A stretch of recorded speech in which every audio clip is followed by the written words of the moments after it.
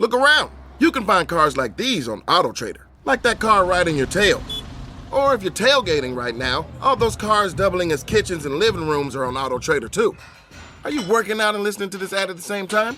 Well, multitasking pro, cars like the ones in the gym parking lot are for sale on AutoTrader. New cars, used cars, electric cars, maybe even flying cars. Okay, no flying cars, but as soon as they get invented, they'll be on AutoTrader. Just you wait. AutoTrader.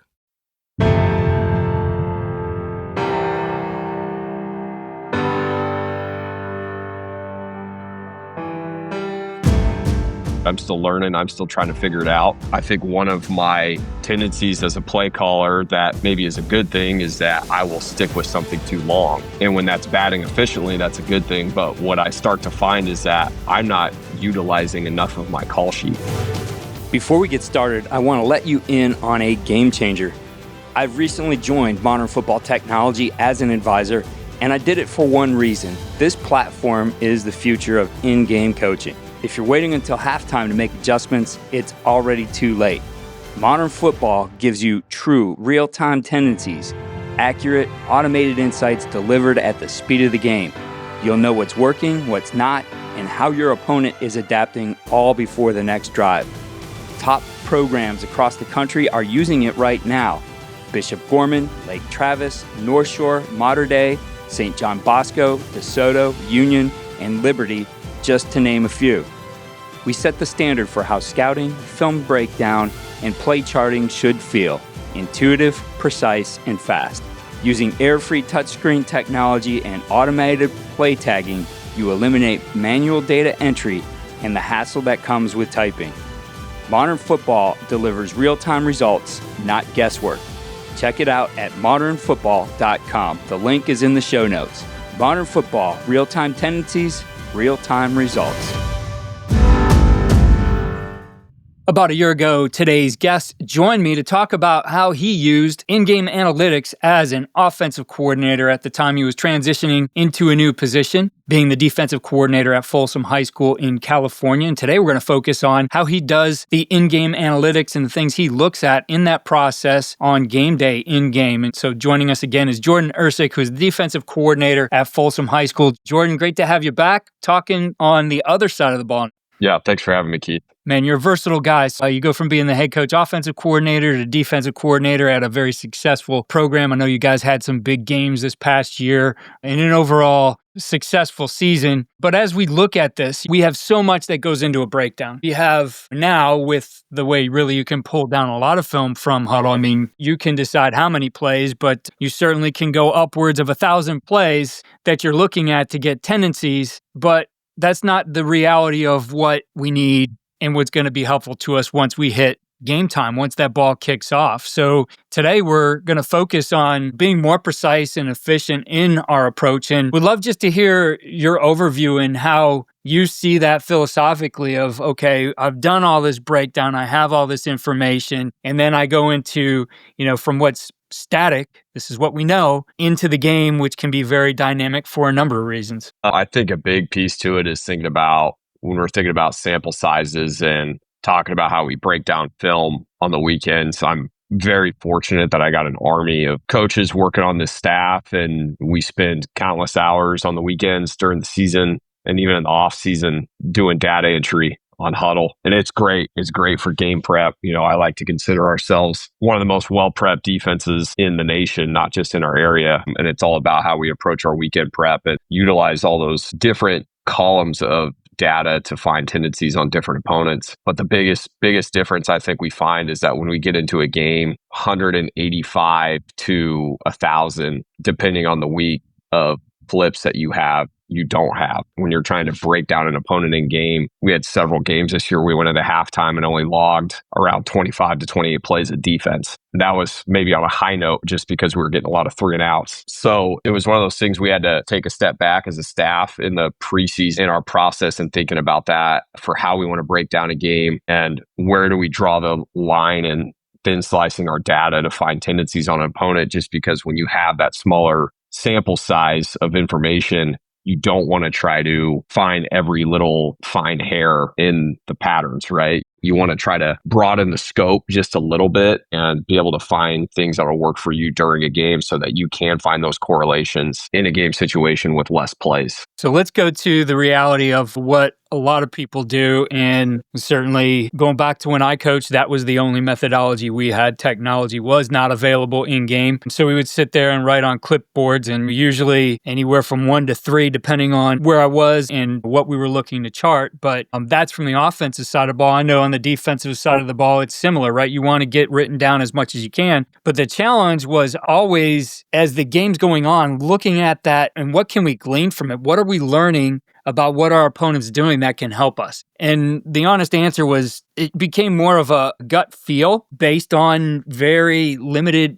data insights compared to now what you can do. And you said, we're not going to thin slice it. We're not going to tag every little thing, but we're going to be able to understand better in real time exactly what's happening. One, just the elimination of everybody writing, trying to look at that data yourself, highlight this, what did you write here, all those things that would go into the handwriting things, but becoming more efficient with it. So I guess from that standpoint, what are you looking at? How does this become a more efficient and precise process for you? Yeah, and 11 years in coaching, I was a box guy for the first several. I've been the guy that's done it on pen and paper. I've tried to do it on a spreadsheet and type it. I'm even tried to code the spreadsheet a little bit to make it more efficient. At the end of the day, typing is just not a sustainable way to tag in a game and get information charted. We switched to modern football technology a couple of years ago. This past year was my first year using it on the defensive side of the ball. The ability to not have to type during the game, all of our language is configured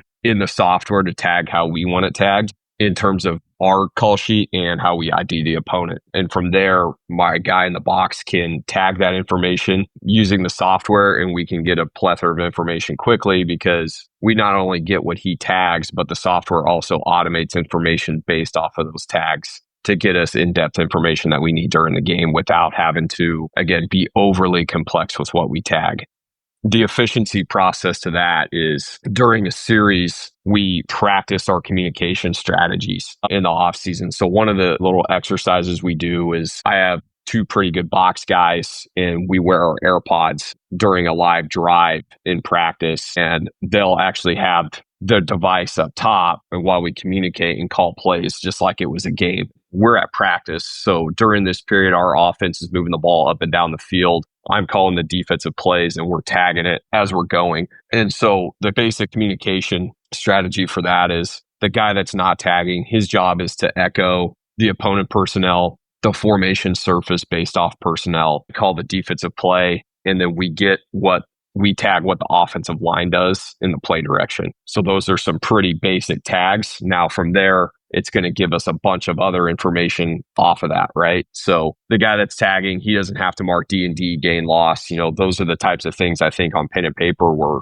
really hard for guys, was they would have to do the math in their head and then write that down. Whereas now this is now doing the math for you. So he marks the yard line in the hash. Here's the play call in the headset, gets the defensive play call, marks the opponent formation, marks what the offensive line does, next play. Right. So those simple things like that, like having that strategic workflow of we're being simple, but we're very coordinated with what's being said in the headset and when it is said, that allows those guys to tag efficiently and chart during the game so that we can get the right information that we need to make in-game adjustment. Yeah, so looking at the data set, obviously it's going to take some amount of time, some number of series that you do start to see maybe patterns either being confirmed with what you did with those 185 to 1,000 plays or a break from them. How do you go about looking at some of the things that start to pop up, or when do they start to pop up for you as you're using this process? We can actually find them pretty quickly. And one of those things is in between series. So once the defense is off the field, okay, we'll go to our replay. All of those plays are charted, right? So he can read back the plays to me as I'm reviewing film with the unit down on the sideline in front of the TV. And then once we're off of the TV, he can actually go through reports. And the first thing we always look at in between a series is our efficiency based off of our calls. So we can see our whole call sheet in there, right? And then based off of how we structure the call sheet, we can look at the effectiveness of a concept based off of the down and distance. So we always look at less than 4 yards on 1st and 10, less than 50% on 2nd down. Don't let them convert a 3rd or a 4th, right? That's what we deem as efficient in our system. And so for us, we'll go through and then we'll look at those calls as soon as we're off series and we'll say, hey, what was efficient on this last drive? Okay. If it's efficient, stick to it, right? Last year I talked about the baseball terminology of it and things that we've talked to Dub Maddox about from an offensive approach. And now we're kind of taking it the other way around.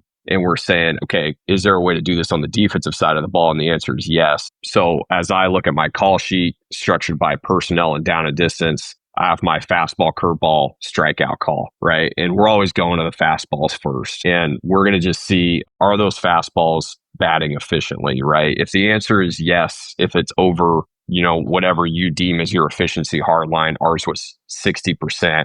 If it was over that, we keep coming back to it. So typically you're coming off of that first drive and you're going to see 100%, 50%, or 0%. But that's still valuable, right? Because it's like, we called this. Was it an issue in execution? We just watched the replay, so we'll know if it was an execution issue. Or is it something where the concept isn't as sound as we thought for what they're doing?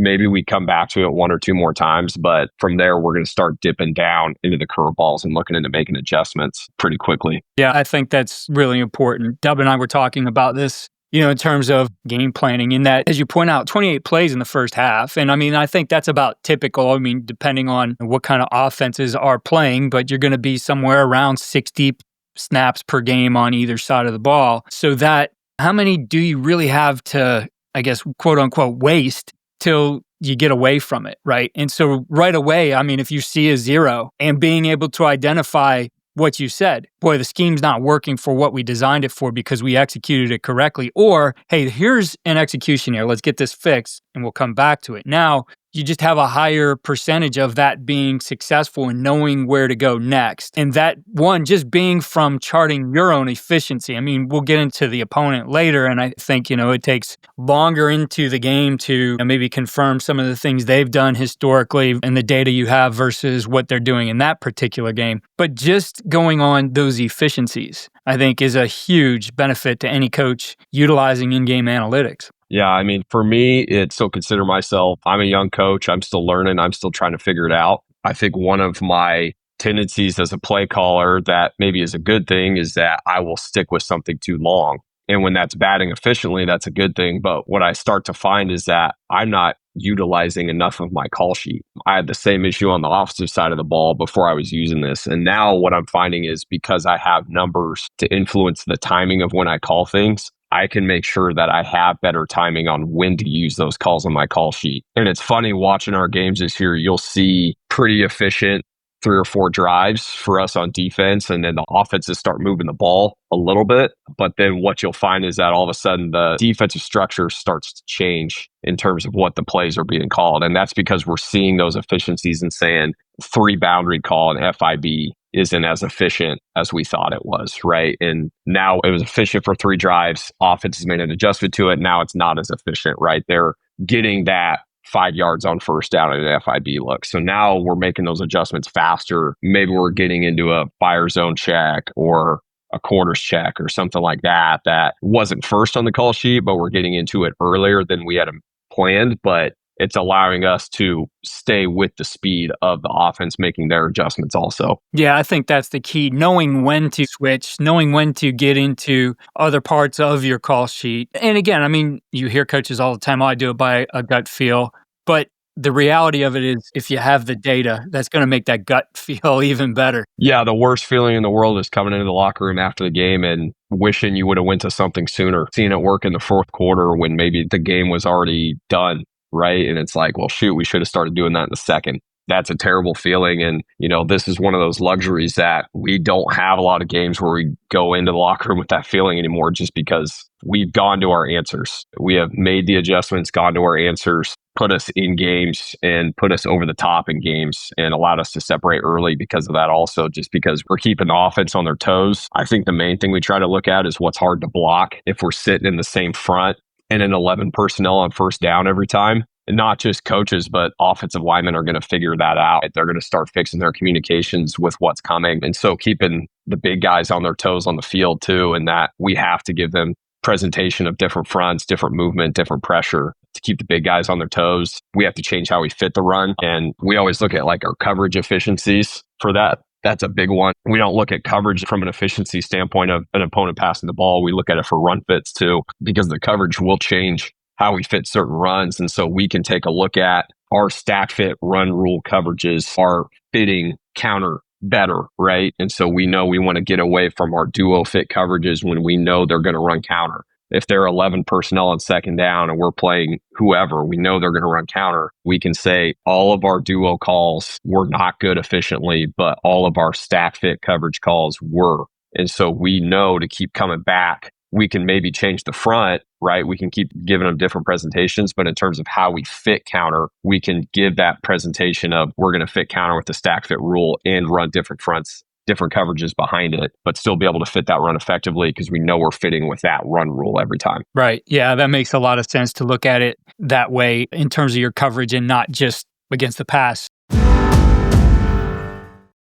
If you as a football coaching staff want to get more efficient on the field in terms of simplifying and speeding up your process post-game, modern football technology is the right tool for you. All of the software is built for efficient in-game data breakdown that allows you to one-click import to Huddle or Quick Cut after the game. All of your film is now broken down without typos or errors because there is no typing involved. The biggest advantage with modern football is not just the in-game tendencies, it's the speed at which your staff can achieve things because of an efficient in-game tagging platform. The game's going on, we get to halftime. Now you have those 25 to 28, let's say, plays that you've charted, both what they've done, what you've done. What does halftime look like? What kind of data and reports are you looking at in order to formulate that game plan for the second half? Well, the first thing I'm going to take a look at is like from a philosophical standpoint, the same thing we look at post-game is like our unit goals. Are they under a 5-yard per play average? Are they on track for 125 rushing? Are we getting a 90% havoc rating? Things like that. We're third down conversion percentage. There you go. That's another big one for us. So that number's 3% for us. So like we're always looking at those at halftime and we're saying like, okay, do we need to get more aggressive, load the box, stop in the run? If they're a team that's passing the ball a lot and they're being pretty efficient passing the ball, where do we need to make changes there? The big one for us, that's kind of a unique one, is we always try to make sure that our offense gets 10 or more possessions. So if we go into a game at halftime and they've only had 3 or 4 possessions, we know that I need to speed up the aggressiveness of how I call plays because I need to make sure that those guys touch the ball because we got the number 1 or number 2 quarterback on the country, depending on what website you look at. And I got to make sure that that guy keeps getting chances to score, right? And so we've always looked at that as like, okay, even if we're making mistakes, right, we're still getting off the field. We got to make sure that we play aggressive to an extent and make sure that those guys get chances to score. So we're always checking, okay, their offense get 5 possessions in the first half. Okay, if they got 5 or more, we're okay. But when they're under 5, we know that we need to ramp up something that we're doing to make sure that they get their 10 or more. So there's always something like that we're looking at halftime. The other thing we're looking at is we're going to look at their historical tendencies versus their in-game tendencies in terms of when they are second and medium in 11 personnel, historical data will say that it was 82% run. But in this game, it's saying it's more like 40%, right? So I can go down my call sheet and I can start making little adjustments there because those are some run heavy calls that I liked. But now I'm seeing that they're breaking their tendency here based off this personnel, this run pass split, this D&D situation. And then we can make little adjustments on the call sheet and write those down as well. A good example of that last year, we had a game where second down was like really heavy sprint out pass. And historically it wasn't. And so we had 2 pretty good answers to sprint out pass that we had talked about all year long and just weren't expecting it in that situation. So it wasn't on the call sheet. So just things like that, we like, hey, they're pretty heavy sprint out here. So we wrote down those 2 sprint out calls on the call sheet, called them in the second half, got them out of it. So that's one. The other one we're looking at is we're always looking at running back, tight end locations versus like blocking scheme, which is something that we get really in depth on our breakdown. But then in game, we'll find that teams will block us differently than what we saw on film, specifically in pass protection and where they send the slide. On film, we'll maybe see a lot of scat protection, 5-on-5, big on big, things like that. And then teams get against us and we've historically been pretty good at getting after the quarterback and have a really good D-line. And then we'll see teams start to do more half slide or full slide. Now they're doing slides, but where are they sending the slide? Because we have protection beaters, but we got to know where the slide's going in order to call it. So, maybe the slide is always going opposite of the running back. So we know that we could start sending what we would call our wham pressure to beat man slide protection, and which side to send that pressure to, because we're getting the tendencies at halftime of, okay, these are where the slides are going. Maybe wide zone is their favorite run play, and they've historically done that to the tight end, but now they're going away from the tight end. All right, so we can find things like that, get tendencies on play direction to draw up movement and pressure that beats how the O-line is blocking it. That obviously makes a lot of sense. So again, it's the efficiency of it, because there's only so much time to talk, and you have a more efficient system now in being able to get these reports immediately out of modern football technology. As you head into the second half, then you've made your adjustments from your workflow and thought process. What are you looking for now in order to confirm the adjustments you've made? And, you talked before about the efficiency you're looking for in the first half as you're going. How do you look at that now in the second half of the game? Goes back to the same thing. As soon as we come off series, we're checking the efficiency. Okay, so we've made our little tweaks to our call sheet. We get ideas with how they're trying to attack us, and now we want to see how those adjustments are batting efficiently. And then at the end of the day, we're still trying to set them up for that strikeout call. We've shown a reduction front into the boundary with a heavy trap cover 3 look behind it, and now we set them up for that. That's been efficient, and now it's starting to dip on the efficiency. So now we're going to send our boundary pressure with the reduction front and slant the movement, right? Because they haven't seen it yet. And the O-line's going to, the boundary tackle is going to bite hard on the DN cross and face, and it's going to send the corner coming free because they haven't seen that yet, right? So I think that's an eyeball thing too. And I agree that there is a gut feeling to a lot of good coaching and how you call plays, but having the numbers to inform the timing of when we called it is where we've been extremely effective. We've ran Okie, drop, Cleo. We've ran it 7 times. It was really, really efficient. The last 3 times we ran it, it started dipping in efficiency. Now we know we can set up for that boundary corner pressure behind it, right? And then what we see up more often than not is boundary corners running free every time. So having the timing of when to do it, not holding it too late, still allows us to achieve our havoc rating, which is big. We're always trying to get the offense off schedule every drive. And so you have to be able to present, I think, offensive lines different looks in order to do that. And using numbers to inform the timing of when to send pressure, when to send movement, extremely valuable. But yeah, it still goes back to checking your efficiencies on your calls. If a call is batting efficiently, right, you put that one, you changed your fastball call at halftime to protect sprint out pass. It batted really efficiently with the one call. We don't need to move down to the next one.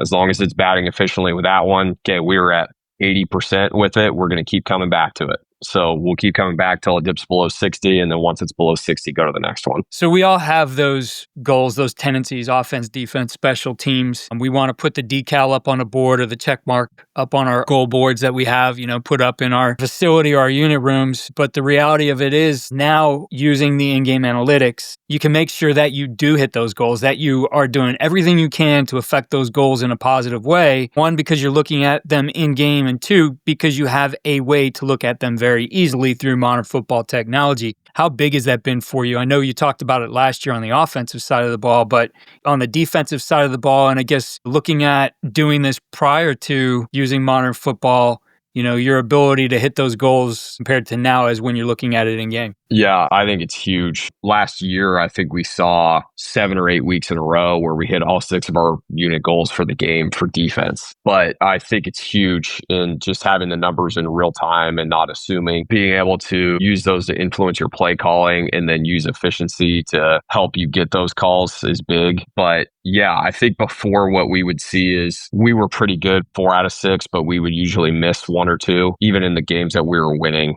a lot. We would still see our third down conversion percentage wasn't great, or, they didn't get any explosives, but they were still over 125 rushing. And now we're able to take a look at it as a collective whole and be able to pool all that information together. And that we lost 2 games last year by a combined 2 points. That's how close we are. We're still hitting a majority of our unit goals, even in the games that we dropped. And it's putting us in those games and giving us a fighting chance, because the correlations have shown that the closer we are to hitting those 6, the more likely we are to win the game. So it's still a pretty big piece to us in that it's not different than what it was a few years ago, but how we're able to track it and manipulate our play calling use it in the game by having that. How close are you to those six during the game has been huge. And not only, I think, again, I talked about the games that we lost, but I think a lot of games this past year, we were able to separate very early of how we approach those goals, right? And making sure that we're on track for getting the offense 10 or more possessions. The third down conversion percentage, we always take a totally different approach on third down. We want to be an entirely different defense on third down than we are on first and second, and make opponents have to prepare for that and waste time on it. And so for us, we take a look at third down as a totally separate deal. And that's been huge for us because our third down opponent conversion percentage was the best it's ever been, just because we're able to use those numbers and saying, hey, we do need to make either, sometimes it's a personnel adjustment too. It's like, hey, they are converting, but it's this guy that's struggling with this matchup, right? And we can make that adjustment quicker, not just by watching film, right? But it's also like you have the numbers to say that this isn't working, so you need to change it. So, and we're able to get that again as early as the second quarter with third downs. We can start making pretty quick adjustments there and allowing us to really separate and break out from those games where in the past we maybe win by a few touchdowns, and now we're winning by, we get into halftime and we're up by a lot. And we have good players, but again, that's a big part of it, is that we just have the ability to really use the unit goals to separate with how we play call. I love that. I mean, unit goals are important, but I think they have to always be informing the strategy. And if you don't have that mechanism to constantly be looking at it, where are we right now at this particular point in the game in real time, you can't always hit those. You can't always make the decisions that align that goal with the strategy 100%. You're saying those goals for an important reason. And I think we got to be clear on that as coaches. Why are we putting those goals up there? Is it because somebody else has those and they said it was the goal we should have? Or maybe we heard it, we take a look at our numbers. Yep, that actually works. We adopt it. Or there's something specific to us. I think however you arrive at those goals, you're kind of letting things hang out there on their own if you're not making informed decisions, which again is exactly what you're doing with modern football technology. Yep, having numbers to inform your gut, right? And I always say if you've been coaching for a while, you put in the hours in the prep, it's good to trust your gut. But at the same time,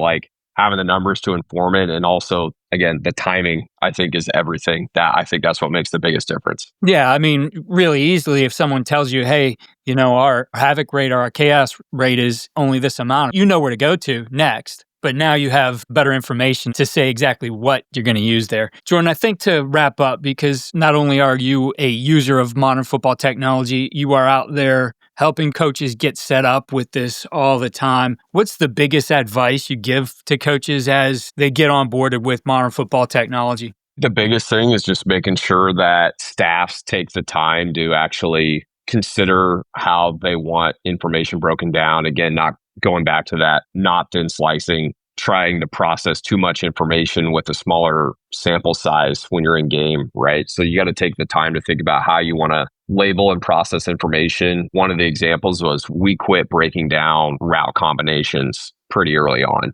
We figured that out going against our own offense in the offseason and trying to tag it, is that we couldn't. So now we're trying to tag everything by what does the offensive line do? One of the things we figured out during our offseason study last year, the number one thing that led to an incomplete pass was a dirty pocket for the quarterback. So we quit looking at, hey, let's stop trying to have the perfect coverage for all their route combinations, and let's figure out ways to make sure there's a dirty pocket for the Q, because that's what's going to really lead to incomplete passes. That was the number one thing. So we're taking a look at, when we tag during a game, we don't tag any route combinations at all. We're strictly tagging a pass as the protection.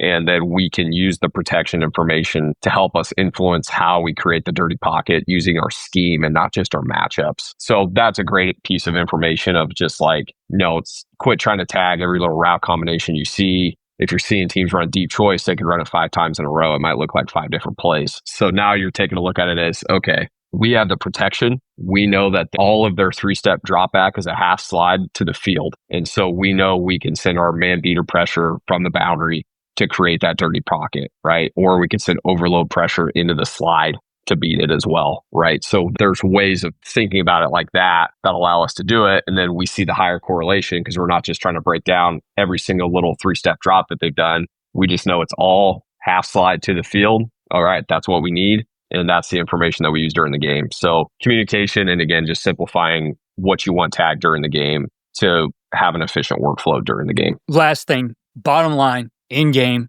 typing on a keyboard or tapping on a tablet, who wins that battle? No question. It's the tap all the way. If you try to type, you're going to lose. You're going to have typos. One of the advantages to this is you get all of your information put into Huddle on your film after a game. So you don't have to stay up late breaking down your film. You don't have to wait till the bye week to self-scout because it's already done in there for you. If you're trying to type, you're going to have typos. It's going to screw your data. You're going to have to go back and fix it in Huddle anyways after the game. This way, now it's all tap-based. There's no typos. It's faster. It's built for game speed. So now what you're getting is more accurate and faster information, not just in-game, but also on your film post-game. Everything is exactly where it's supposed to be, and you're not having data errors in running your reports. Jordan, I appreciate you taking the time again, joining us on the podcast and showing us how you use technology to make yourself a better defensive coordinator and help your unit and your team on the field. And just want to wish you and the Bulldogs the best of luck here in 2025. Yeah, I appreciate it, Keith. Thank you. If you're ready to stop guessing and start adjusting in real time, it's time to take a serious look at modern football technology. I've joined as an advisor because I believe in what they're doing, and top programs across the country do too. Visit modernfootballtechnology.com to schedule a demo. Real-time tendencies, real-time results. It's not just the future, it's happening right now. The link is in the show notes.